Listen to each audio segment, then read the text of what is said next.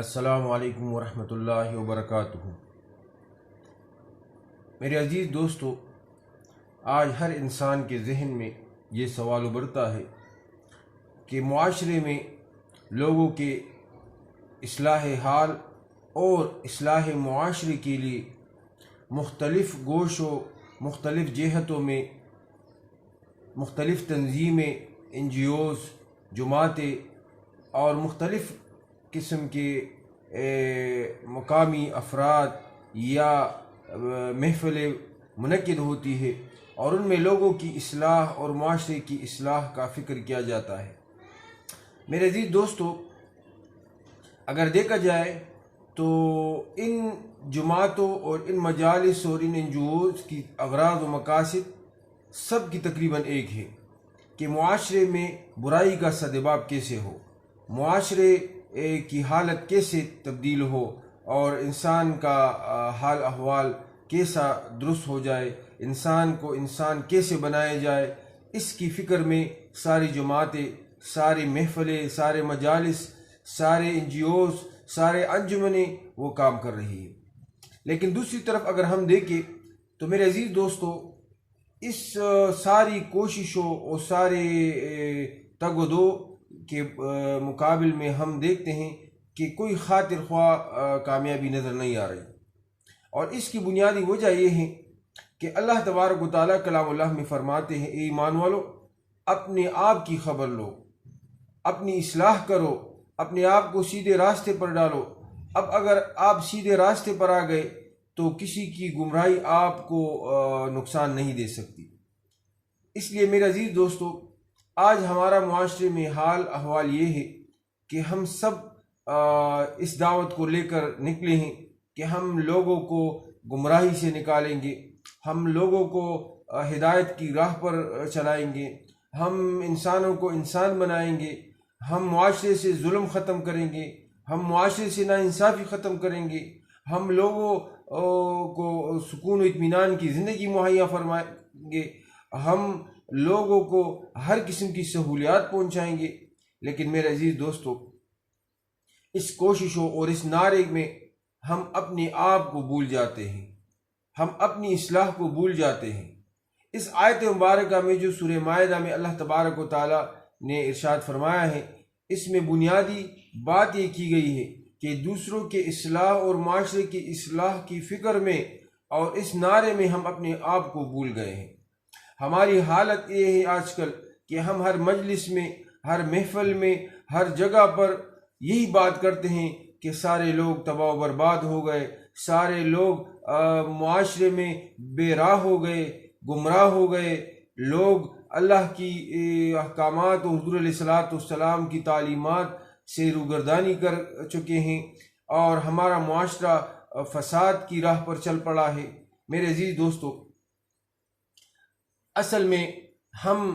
اپنی حالت کو بھول چکے۔ اگر ہم اپنی حالت کی فکر کریں، اپنے گریبانوں میں جان کے اپنی اصلاح کی فکر کریں تو انشاءاللہ سارا معاشرہ صحیح سمت پر گامزن ہو جائے گا۔ ایک عالم ایک عورت کی مثال دے رہے تھے کہ وہ میری رشتہ دار تھی، خاتون تھی، اس کے پیٹ میں درد تھا، تو جب اس کو ہسپتال لے جایا گیا تو وہاں پر عالم بتا رہا تھا کہ میں نے ان کی اصلاح کے لیے، ان کی طبیعت کی درستگی کے لیے اور ان کو صحت و تندرستی کے لیے، تاکہ ان کا خیال اور فکر دوسرے کی طرف ہو جائے اور اپنے سے سخت تکلیف دہ انسان کو دیکھ لے، تو ایک مریض بھی چیئر میں جا رہا تھا اور اس کے بدن پر پٹیاں ہی پٹیاں تھی، ہاتھ پر اور سر پر اور پاؤں پر، سینے پر وہ جلا ہوا تھا۔ تو میں نے اپنی اس رشتہ دار عورت سے کہا کہ اس بندے کو دیکھو کس طرح تکلیف میں ہے، کس طرح وہ جلا ہوا ہے، سارے بدن پر اس کی پٹیاں ہے۔ تو اس عورت نے کہا کہ اس کے پیٹ میں تو درد نہیں ہے نا۔ تو میرے عزیز دوستو، جب انسان کو اپنے آپ پر آ جائے، یعنی اے عورت اپنی خود تکلیف میں تھی تو اس کو دوسروں کی تکلیف دکھائی نہیں دے رہی تھی۔ اس لیے اگر ہم اپنی فکر کریں، اپنی اصلاح کریں تو انشاءاللہ ہر انسان جب اپنی اصلاح کرے گا اور اپنے اعمال درست کرے گا تو معاشرہ، ہم سب کی وجہ سے معاشرہ بنتا ہے، ہر فرد جب اکٹھا ہوتا ہے تو اس سے معاشرہ بنتا ہے، تو جب ہر فرد اپنی اصلاح کرے گا تو ہمارا معاشرہ انشاءاللہ صحیح سمت پر گامزن ہوگا۔ میرے عزیز دوستو، خود احتسابی کا طریقہ ہمیں اپنے مجالس میں منعقد کرنا چاہیے۔ جب بھی ہم مجلس منعقد کرتے ہیں تو ہم سب کو، ہر ایک کو ایسی مجلس منعقد کرنی چاہیے جس میں ہر ایک اپنی کوتاہی، اپنی کمی اور اپنی گناہوں پر نظر ڈالے، اپنے گریبان میں جھانکے کہ ہم اپنے آپ کو کیسے درست کر سکتے ہیں۔ جب یہ فکر پیدا ہوگی، یہ سوچ پیدا ہوگی اور ہر انسان ہر مجلس میں اپنی اصلاح کی فکر کرے گا تو انشاءاللہ ہمارا معاشرہ بہترین معاشرہ بنے گا۔ انسان کا سب سے پہلا کام یہ ہے میرے عزیز دوستو کہ اپنے اصلاح کرے، اپنی فکر کرے، اپنے اعمال اور اپنے گریبان میں جھانکے کہ میں کس راستے پر جا رہا ہوں، میں ہدایت کے راستے پر جا رہا ہوں کہ میں فساد کے راستے پر جا رہا ہوں، میں لوگوں کو اطمینان و سکون مہیا کر رہا ہوں کہ لوگوں کو گمراہ کر رہا ہوں، لوگوں کو ظلم کے راستے پر ڈال رہا ہوں، فساد کے راستے پر ڈال رہا ہوں۔ تو میرے عزیز دوستو، ہمارے سامنے حضور علیہ الصلاۃ والسلام اور حضور علیہ الصلاۃ والسلام کی صحابہ کرام کا طرز عمل، ان کی زندگی بالکل واضح انداز میں پڑی ہے۔ ہم دیکھ سکتے ہیں حضور علیہ الصلاۃ والسلام کو جب بھی کوئی مشکل پیش آتی، حضور علیہ الصلاۃ والسلام نماز کی طرف متوجہ ہو جاتے تھے۔ پوری امت پر 5 وقت کی نماز فرض ہے۔ حضور علیہ الصلاۃ والسلام 5 وقت کے علاوہ تہجد کی، چاش کی اور اس کے ساتھ ساتھ اشراق کی یہ نماز بھی پڑھتے تھے۔ اس کے ساتھ ساتھ حضور علیہ الصلاۃ والسلام یعنی پوری امت کے لیے، مسلمانوں کے لیے رمضان کے روزے فرض تھے۔ حضور علیہ الصلاۃ والسلام رمضان کے علاوہ شعبان کے اکثر روزے حضور علیہ الصلاۃ والسلام روزے ان کا اہتمام فرماتے تھے۔ اس کے ساتھ ساتھ ہر مہینے میں حضور علیہ الصلاۃ والسلام ایام 20 کے 13ویں، 14ویں، 5ویں، 15ویں، یہ ان دنوں میں بھی حضور علیہ الصلاۃ والسلام اور اس سے بھی زیادہ حضور علیہ الصلاۃ والسلام روزے رکھتے تھے۔ تو میرے عزیز دوستو، حضور علیہ الصلاۃ والسلام ہر وقت اپنی اصلاح کی فکر میں رہتے تھے اور اس کے ساتھ ساتھ تکالیف برداشت فرماتے تھے۔ حضور علیہ الصلاۃ والسلام کے صحابہ کرام، ان کی زندگی آپ ملاحظہ فرمائیں۔ حضرت حنظلہ رضی اللہ عنہ حضور علیہ الصلاۃ والسلام کے صحابی ہے۔ ایک دفعہ حضور علیہ السلام کی مجلس میں تشریف لائے اور چیختے ہوئے آئے اور فرمایا، یا رسول اللہ، نافق حنظلہ، نافق حنظلہ، اے اللہ کے رسول، حنظلہ منافق ہو گیا۔ حضور علیہ السلام نے پوچھا کہ کیسے منافق ہو گیا، کیا بات کر رہے ہو؟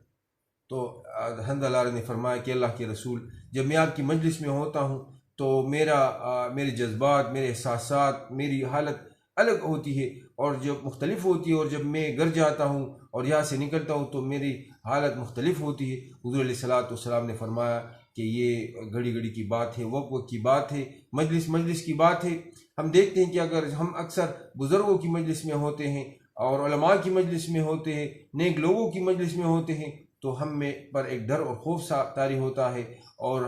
ہماری آنکھوں سے بے اختیار آنسو نکل پڑتے ہیں۔ لیکن جب ہم اس مجلس سے نکلتے اپنے اہل خانہ کی تشریف لاتے ہیں، اپنے گھر تشریف لاتے ہیں یا دوست احباب کے ساتھ بیٹھتے، تو پھر وہ حالت ہماری نہیں ہوتی۔ تو یہ میرے عزیز دوستو مختلف مجالس کا وہ اثر ہوتا ہے۔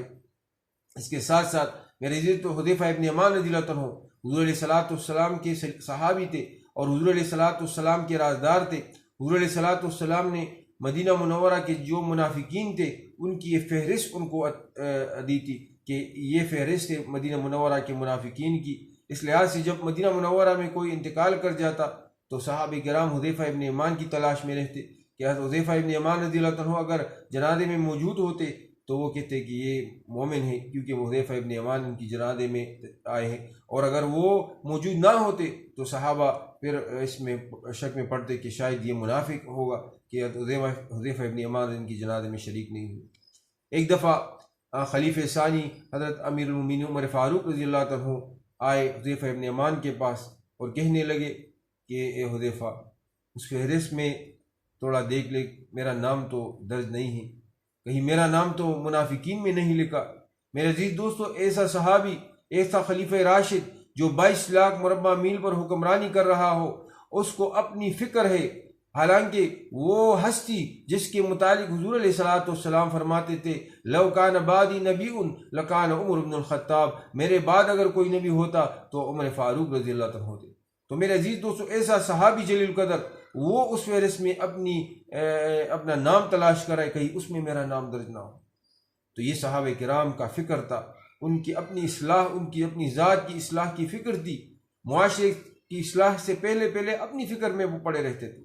تو میرے عزیز دوستو یہ صحابہ کا طرز عمل تھا، یہ صحابہ کی زندگی تھی، اور اس کے ساتھ ساتھ میرے عزیز دوستو ہر اس بات میں اثر ہوتی ہے جو دل سے نکلتی ہے۔ علامہ ابن جوزی رحمۃ اللہ علیہ ایک مشہور واعظ گزرے ہیں، وہ کوئی بڑے خطیب نہیں تھے، کوئی جوشیل خطابت نہیں کرتے تھے، لیکن وہ جب بات کرتے تھے تو دل سے وہ بات نکلتی تھی، اور جب انسان کی ایک عمل وہ اپنی زندگی میں اس پر کاربند ہو، ایک حکم پر وہ اپنی زندگی پر کاربند ہو، تو میرے عزیز دوستو دوسروں کی اصلاح میں وہ اس پر اچھی طرح اس کا اثر ہوتا ہے اور اس کی زندگی پر اس کا اثر پڑتا ہے۔ علامہ ابن جوزی رحمۃ اللہ علیہ کے وعظ کی بدولت سینکڑوں لوگ ایک ایک مجلس میں توبہ طائب ہو جاتے اپنے گناہوں سے، 900 ہزار لوگ ایک ایک مجلس میں وہ ان کے ہاتھ پر بیعت کر دیتے اور گناہوں سے توبہ طائب ہو جاتے۔ اس لحاظ سے میرے عزیز دوستو ہم سب کو اپنی فکر کرنی چاہیے۔ ہمارا حال آج آپ لوگ دیکھ رہے ہیں کہ ہر جگہ پر، ہر مقام پر، ہر محلے پر، ہر جماعت میں، ہر گاؤں میں، ہر شہر میں، ہر جگہ پر لوگ دوسروں کی اصلاح کی فکر میں پڑے رہتے ہیں اور کہتے ہیں کہ فلاں شخص ایسا ہے، فلاں شخص ایسا ہے، اور ان باتوں سے مدد لے رہا ہوتا ہے کہ فلاں میں یہ کوتاہی ہے، فلاں میں یہ غلطی ہے۔ لیکن میرے عزیز دوستو ہم نے یہ مجلس نہیں دیکھی ہوگی، ہم ایسی مجلس میں نہیں بیٹھے ہوں گے جن میں لوگ یہ کہہ رہے ہوں کہ میری حالت یہ ہے، میں اتنے گناہوں میں مبتلا ہوں، میں اپنی اصلاح کیسے کروں گا۔ میرے عزیز دوستو اپنی اصلاح کی فکر کرے، ایسے مجالس کا انتخاب کرے جس میں لوگ اپنی اصلاح کی فکر میں لگے رہے ہوتے ہیں، اپنی اصلاح کر رہے ہوتے ہیں۔ اس لیے یہی وقت ہے میرے عزیز دوستو ہم سب کو اپنی حالت پر رحم کرنا چاہیے، اپنے معاشرے پر رحم کرنی چاہیے۔ ہر انسان کو انسان بننا چاہیے، اور انسان تب بنے گا جب وہ اپنی اصلاح کی فکر کرے گا، جو اپنی زندگی اللہ تبارک و تعالیٰ کے احکامات اور اپنی محبوب آقا حضور علیہ الصلاۃ والسلام کے تعلیمات کے مطابق کرے گا، اس کے ساتھ ان کی زندگی وہ تبدیل ہوگی۔ میرے عزیز دوستو اللہ تبارک و تعالیٰ کلام اللہ میں فرماتے اتأمرون الناس بالبر وتنسون انفسکم وانتم تتلون الکتاب افلا تعقلون، آیا تم لوگوں کو نصیحت کرتے ہو، اتأمرون الناس بالبر لوگوں کو نیکی کی تعلیم دیتے ہو، حکم دیتے ہو، وتنسون انفسکم اپنے آپ کو بھول جاتے ہو۔ تو میرے عزیز دوستو اپنے آپ کو، اپنی حالت کو نہیں بھولنا چاہیے، اپنی معاشرے کی فکر کرنی چاہیے، اپنی اصلاح کرنی چاہیے، اور اپنے ارد گرد جو ہمارا حال احوال ہے، ہمارے ملک پاکستان میں جو فساد برپا ہے، جو بے یقینی کی صورتحال ہے، میرے عزیز دوستو ان میں یہ فکر کرنی چاہیے کہ ہم ہر ایک بندہ اپنی اصلاح میں لگ جائے تاکہ ہمارا معاشرہ بہترین معاشرہ بن جائے، ہم سب حقیقی مسلمان بن جائے اور حقیقی محب وطن اور پاکستان کے ساتھ عقیدت محبت رکھنے والے، اپنے اکابر اور بزرگان دین اور مشائخ کے نقش قدم پر چلنے والے بن جائے، تاکہ اللہ تبارک و تعالی ہماری دنیا کی زندگی بھی سنوار دے اور آخرت میں بھی اللہ تبارک و تعالی ہمیں اعلیٰ مقامات سے نوازے۔ اللہ تبارک و تعالی ہم سب کو حضور علیہ الصلاۃ والسلام کے متبعین میں شامل فرمائے، حضور علیہ الصلاۃ والسلام کی شفاعت نصیب فرمائے، اور ہم سب کو اپنی اصلاح کی فکر میں لگنا چاہیے تاکہ ہم بہترین معاشرے کے افراد بن سکے۔ وآخر دعوانا ان الحمد للہ رب العالمین۔